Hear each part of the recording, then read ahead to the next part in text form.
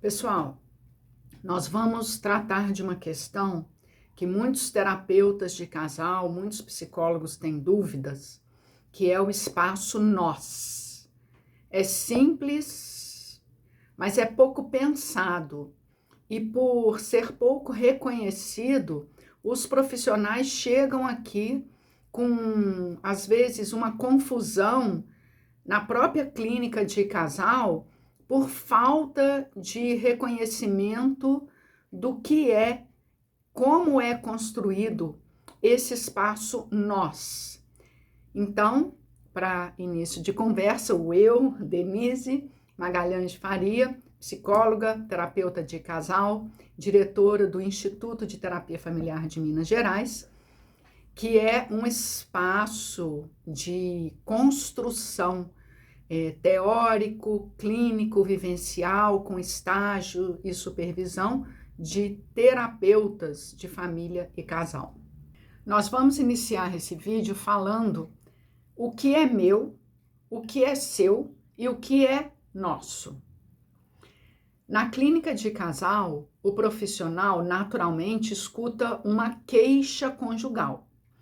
Só, pessoal, que muitas vezes essa queixa ela apresenta elementos de cada sujeito do par, elementos individuais, frustrações, expectativas não alcançadas do âmbito individual, projetadas num nós vazio, oco. Isso, claro que só é possível a gente construir, mostrar claramente essa diferenciação num caso clínico, né? Nesse espaço aqui do vídeo, fica difícil com detalhes eu explicar para vocês, mas eu vou tentar traduzir didaticamente o que é meu, o que é seu e o que é nosso. Um dos primeiros pontos que a gente pode pensar é como o casal nasce, como o casal se constrói. Ele se origina a partir da história daqueles dois elementos juntos. Então, o casal nasce a partir de uma trajetória conjunta de dois elementos. Nessa trajetória conjunta, aí que vai se abrir o leque de diferenciações, né? Quando eu falo o que é meu, o que é seu e o que é nosso, eu já estou trazendo três sujeitos, eu, tu e nós. Na clínica de casal, nós temos duas pessoas, eu e tu, frequentemente, né? Mas nós temos o terceiro sujeito, que é o espaço nós. Então, quando eu falo que o nós, ele nasce a partir da história desse casal, a gente tem que pensar primeiro quem são esses elementos que vão compor uma história. Na nossa formação, nós trazemos conteúdo teórico associado a umas cenas de filmes, onde a gente procura aproximar a teoria da prática exatamente para o aluno entender essa trajetória, essa construção do nós. Vamos pensar em algumas possibilidades. Um nós que se constrói a partir de eu e tu, quer dizer, as duas pessoas muito defendidas.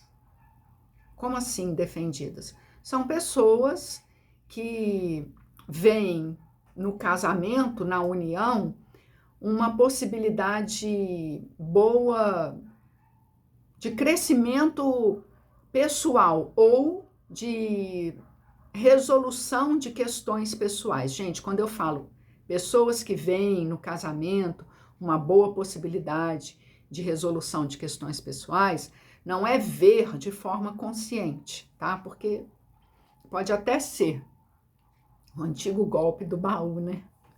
Não sei quem lembra dessa história. Golpe do baú era casar com uma pessoa muito rica e dar o golpe do baú, né? Hoje em dia isso ficou demodé. Mas isso é um tipo de casamento conveniente. Pode ter um casamento onde um dos elementos do par identifica uma conveniência em estar com o outro de forma consciente? Pode, mas na maioria das vezes as pessoas se unem quando nessa situação de pessoas, né, sujeitos muito defendidos, eles são precários no aspecto do desenvolvimento psicoemocional. Em algumas posições do desenvolvimento psicoemocional, naturalmente. Então, são sujeitos, adultos, pagam suas contas, interagem no social, mas tem um casamento de conveniência selado de forma inconsciente. Nenhum dos dois tem de forma clara, consciente, o quanto cada um pessoalmente iria, digamos assim, resolver determinadas questões ou ter a expectativa de resolver determinados traumas pessoais, subjetivos, a partir da união, daquela união conjugal. E vivem longa data juntos. Então, este é um dos tipos, né, dos desdobramentos do casamento, da construção conjugal, onde o espaço nós se encontra, se não oco, porque é forte falar que o espaço nós está oco, mas um tanto quanto desvitalizado. Por quê? Porque essa trajetória conjunta, ela ocorreu a partir dessa necessidade da resolução de questões pessoais. E as questões pessoais não são resolvidas. Elas ficam meio que num limbo, né? Elas não são resolvidas, elas não são reprimidas, elas ficam meio que oscilando num campo exatamente de manutenção do próprio casamento. E isso pode durar longa data. Esse tipo de casal, frequentemente, ele não vai procurar a psicoterapia. Por quê? Porque é um tipo de casal que não está incomodado, né? Vocês viram, a questão não foi reprimida, ela não foi equacionada, ela sustenta o casamento. É um casal que não está incomodado. É um casal que consegue conviver um com o outro, escorregando, né? No cotidiano, num bem-estar. Vamos falar assim, num bem-estar. Não apresentam picos de discussões, de insatisfações para levá-los a fazer alguma reflexão ou levá-los à psicoterapia. A não ser que talvez os filhos possam, que é um terceiro, né, o sujeito de fora, possa falar: ih, mãe, olha que casamento ruim que você tem, olha isso, olha aquilo. Pode ser que ela, por exemplo, se mobilize com a fala do filho ou ele. Bom, mas por si, os elementos do par ficam meio acomodados na relação. Um outro tipo de desenvolvimento conjugal que a gente vê na clínica são casais que nem têm muita dessa lacuna que eu falei no desenvolvimento pessoal. Nem aparece tanto isso, mas são casais que a trajetória se mantém pela sociedade que eles fazem, que seja uma firma, uma empresa, né, que de fato é uma sociedade, que seja pelos filhos, que seja pela construção da casa, dos carros, que eles fazem juntos. Então, são casais que se mantêm. O espaço nós, ele é muito representado por esse CNPJ, né?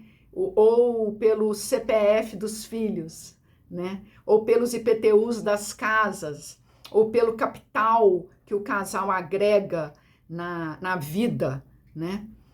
Compreendem? Então, o casal se mantém a partir dessa construção conjuntas. Eles são ótimos, de fato, sócios. Muitas vezes, excelentes pais. Excelentes é forte, né? Bons pais. Bons pais. Presentes para os filhos, brincalhões, mas com um modelo conjugal esvaziado. Por isso que eu achei excelente forte. Mas não vão apresentar aquela fissura na individualidade de cada um que faz gancho, né? É um outro modelo. Como que a gente vai diferenciar o primeiro do segundo? Só na clínica, tá, gente? Só na clínica. Por isso que eu falo, conteúdo didático é só para a gente ver uma direção. Ah, a Denise falou aquilo, o outro professor falou aquilo, outro. E caminhar em reflexão naquela direção. Agora, não adianta querer achar o que eu estou falando ou outro professor a todo custo na clínica. Ou falar, eu não entendi porque eu nunca vi isso. Toda clínica a gente precisa pesquisar muito para poder tentar aproximar alguma coisa que a gente estuda daquilo que a gente está vivenciando na clínica, tá? Então, só a clínica vai nos ajudar a diferenciar se há um conteúdo no aspecto intrasubjetivo, nos elementos do par, que vai fazer gancho na trajetória conjugal deles, né? Que é o primeiro elemento, que não deixa de ser uma conveniência, ou se é um casal mais formatado que se sustenta pela via do concreto, como eu falei, do CNPJ, da razão social, do CPF dos filhos, do capital social que eles constroem. Esse segundo exemplo, pode ser que ele vá buscar psicoterapia? Pode, porque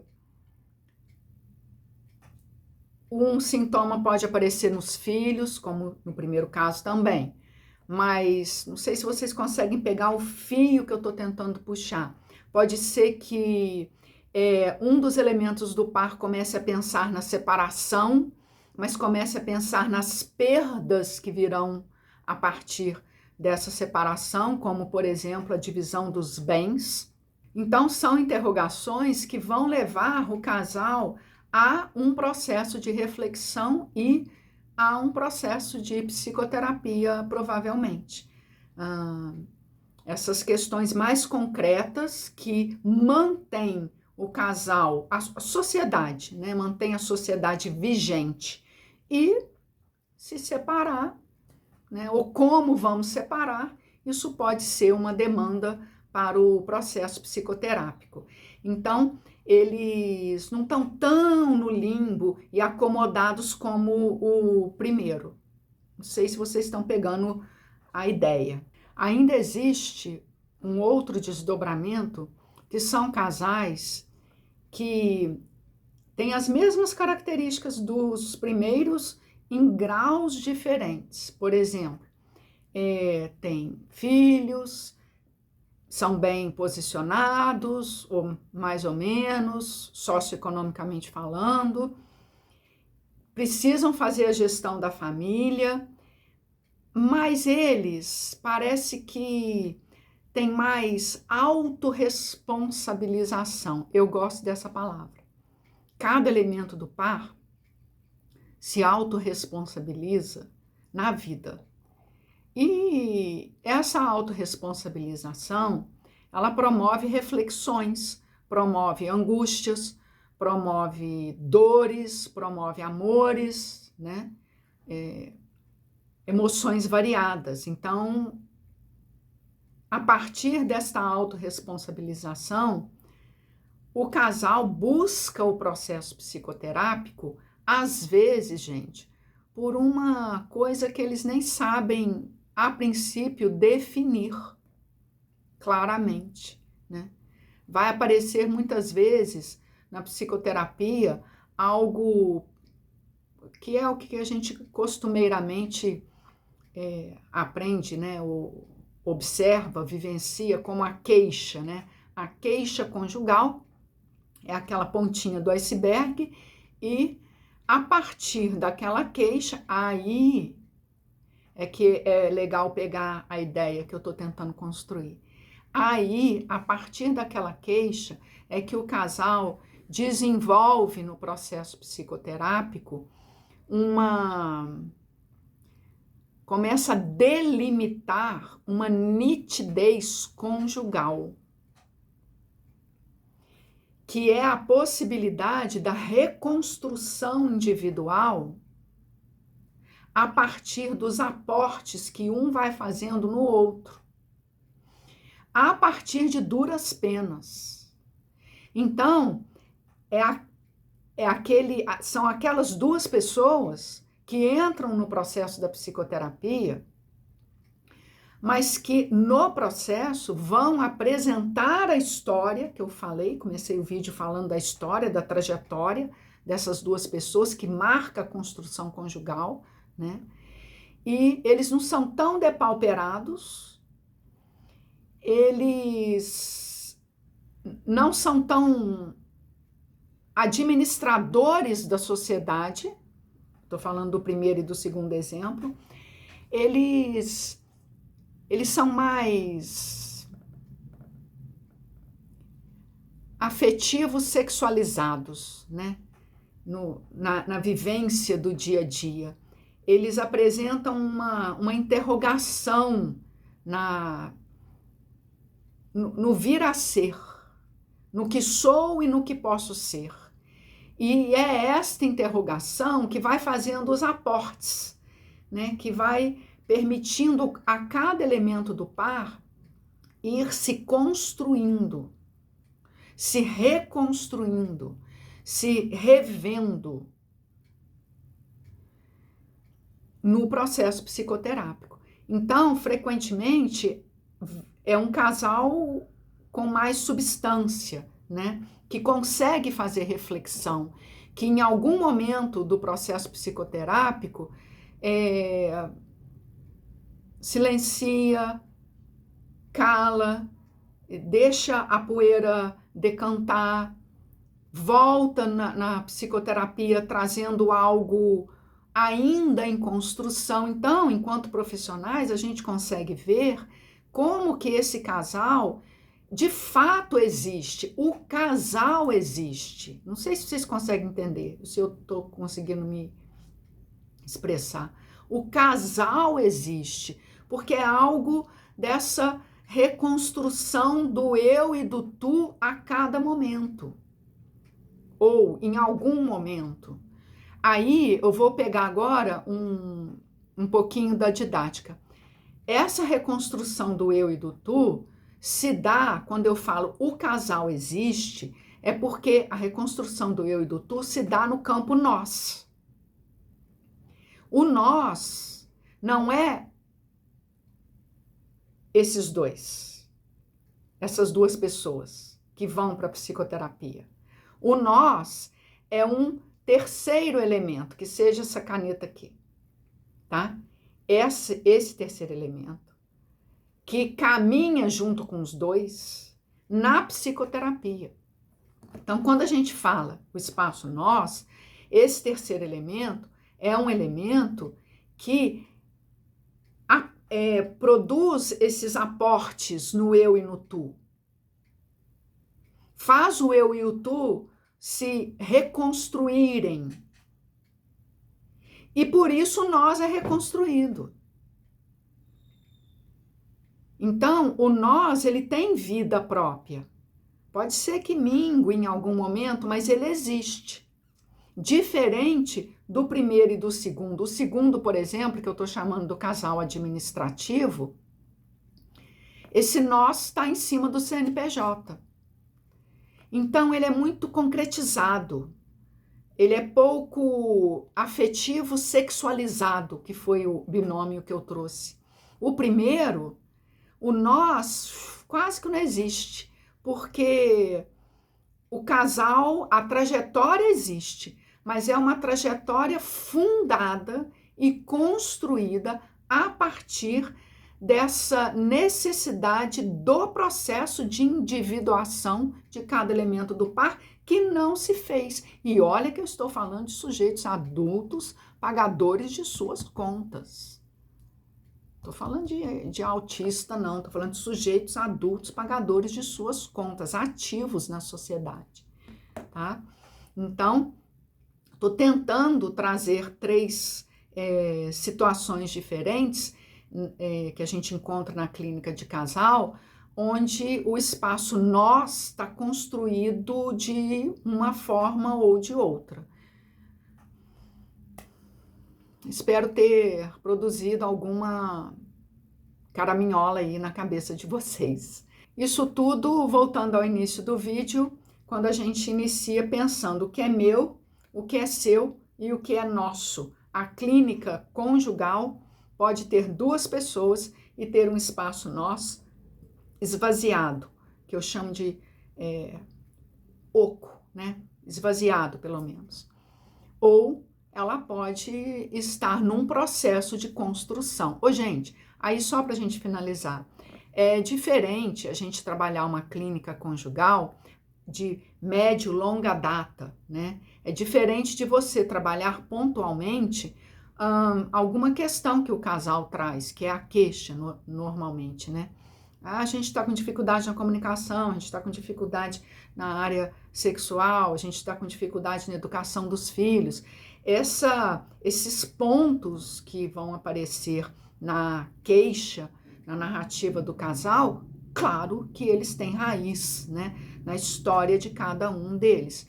E cabe a gente que gosta de fazer essa pesquisa, que gosta de compreender o psiquismo do outro, que se compreende a partir desse trabalho, né, esse desdobramento psíquico que a gente vai fazendo, ajudar o casal a se encontrar. Enfim, um dos desafios da nossa clínica. Então, eu tentei passar um pouquinho o que é meu, o que é seu e o que é nosso, podendo o espaço nós ter diversas configurações. Fica aí para vocês esse pensamento de hoje. Dúvidas, questionamentos, interrogações, sugestões, oposições, deixa por escrito, WhatsApp, Instagram. Muito obrigada.